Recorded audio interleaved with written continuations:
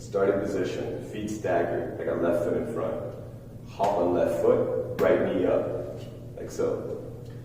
Drop right leg, left leg back.